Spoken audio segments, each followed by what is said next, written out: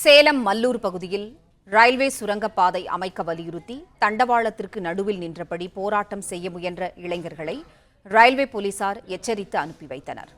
செய்தியாளர் ரமேஷ் இணைப்பில் இருக்கிறார். ரமேஷ், வணக்கம். கூடுதல் விவரங்கள் என்ன, சொல்லுங்க.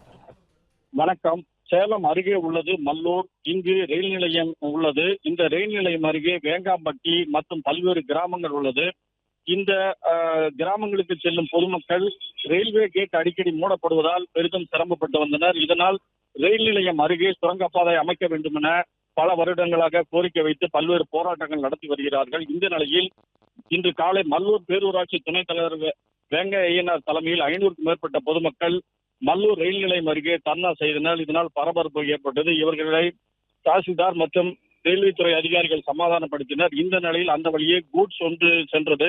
அப்போது 5 இளைஞர்கள் ஓடி சென்று ரயில் பாதையில் நின்று கொண்டு தர்ணா செய்தனர். இதனை அறிந்த ரயில்வே பாதுகாப்பு படை போலீசார்கள் விரைந்து சென்று அந்த இளைஞர்களை சமாதானப்படுத்தி அங்கிருந்து வெளியேற்றினர்.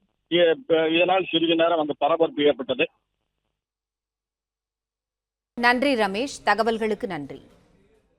பிளே ஸ்டோர் மற்றும் ஆப் ஸ்டோரில் இருந்து பாலிமர் செயலியை QR கோடு மூலம் பதிவிறக்கம் செய்யுங்கள். செய்திகளை உடனுக்குடன் பெறுங்கள்.